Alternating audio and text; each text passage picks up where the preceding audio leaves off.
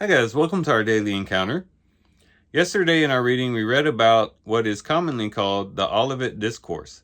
And in the Olivet Discourse, the Lord speaks against the temple and speaks about a time in which not one stone would be laid upon another.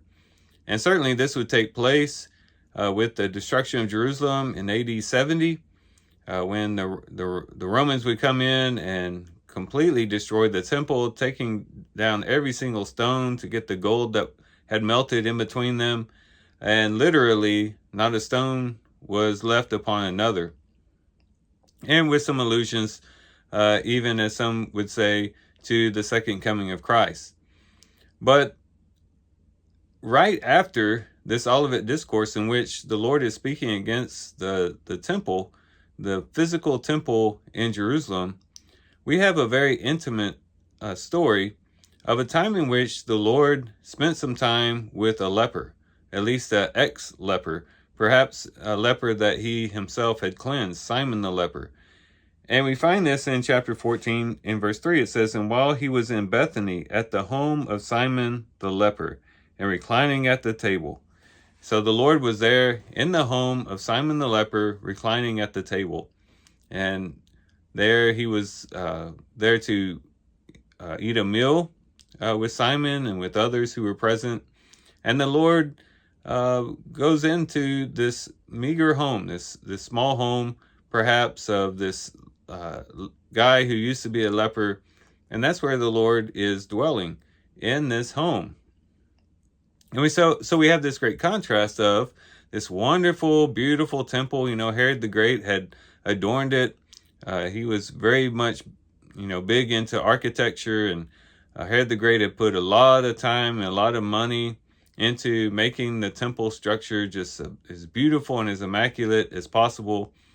And the Jewish people really thought that it was in the temple that the Lord would come and that his glory would come and fill the temple again, just like it had done with Solomon's temple and then also the Moses' tabernacle.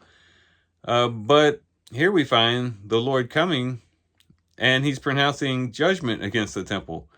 The temple was not being used in the way that it was intended. He had intended it to be a house of prayer, but they had made it a den of thieves. They were not using it to reach the broader nations around, but were using it for their own gain and their own benefit. And so the temple was going to be destroyed. And for no other reason, they had rejected the very Messiah they had been looking for, who was to come and bring this glory to the temple.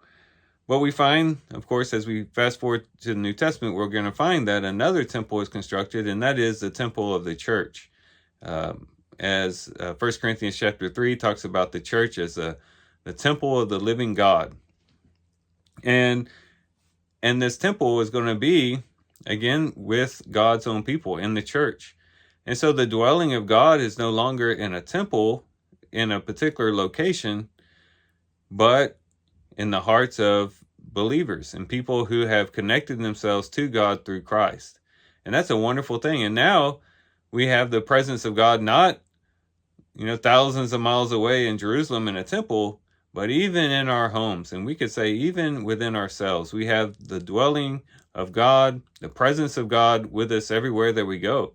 And we could say that this is actually the better situation. As much as the Jews revered the temple, as beautiful as the temple was, and as much time and effort and money had gone into the temple, the better scenario is that God, instead of people having to go to God with sacrifices and things like that to get close to God, for God to offer up his own sacrifice to come and dwell with us. And that's the better scenario. And so now we can rejoice in the fact that we don't have to go through long rituals and sacrifices and washings, and have to be of the right lineage to be able to enter into the Holy of Holies, into the presence of God. But we are able to do it in a very bold and confident way, not because we are anything, but because everything's been accomplished through us. Christ has given us the blood that cleanses us, that makes us adequate to go into the very presence of God. As a matter of fact, we find in our reading today also that the the veil of the temple is torn, which indicated, again, the pathway, the new and living way that the Hebrew writer talks about has now been opened up, and we can now dwell in the direct presence of God. What a wonderful thing that is. And so, as Simon the leper would have, perhaps been beside himself that the Lord would be coming into his home, we can be beside ourselves in knowing that the Lord has come to dwell with us and to be with us in our homes, in our workplaces, in our vehicles, wherever we might be. The Lord is there present with us, to recline with us, to rest with us, and to enjoy fellowship with us. What a wonderful situation we find ourselves in as we are connected to God through Christ. So here's some things we can reflect on and think about as we do a reading today. With that, guys, I do thank you for watching the video today. Hope you guys have a great day. Love you guys. God bless.